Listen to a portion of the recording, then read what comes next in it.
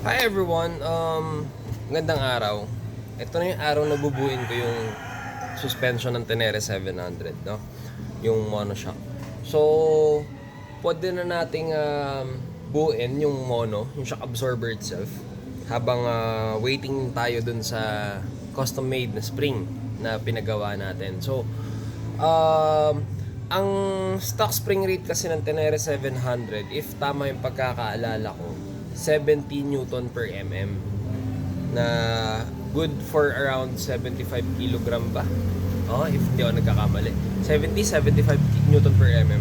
Ngayon, uh, since i-upgrade na nga siya for 95 kilogram rider, yung computation, accurate naman yung computation, na ang nakuha natin na spring rate is 95 Newton per mm. So, dun lumalabas na malaki yung difference talaga. Kasi, ang coil thickness ng spring na ipapalit, 13 mm. So, mamaya, or sa next vlog, ipapakita ko sa inyo yung difference nung stock springs and yung springs na gawa natin, no?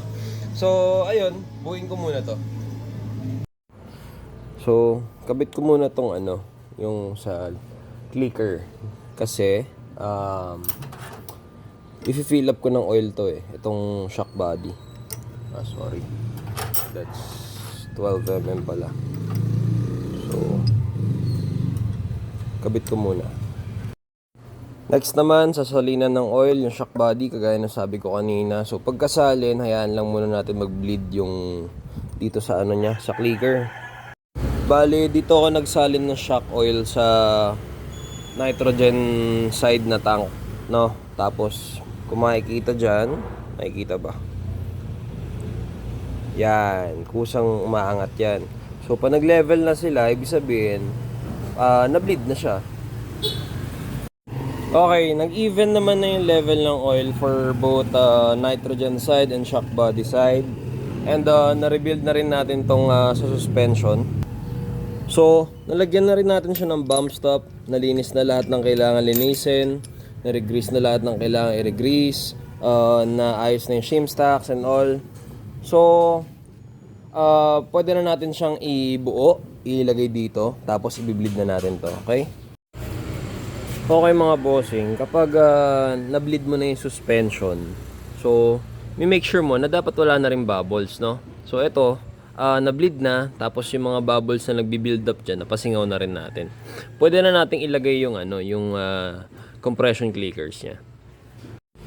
Syempre mga bossing, sa best part ng suspension rebuild, karga tayo ng nitrogen, no? So, load muna tayo, 30 PSI. Buksan muna natin tangke, tapos yung valve, then 30 to 50 PSI load. Yan. Then open na yung valve dito. Ito naman. So initial load lang yan Pag meron ng initial load, yan gumagalaw na rin siya. Ikarga na natin hanggang 150. Ayan mga boss, loaded na siya ng 150 PSI, no? So ayan. All goods tong suspension. Check na lang natin for leak. Ayan, leak test, check for bubbles. Wala naman ng sumisingaw sa valve and sa gilid. All goods na to. Wala nang leak yung nitro natin. So, ayan lang mga boss.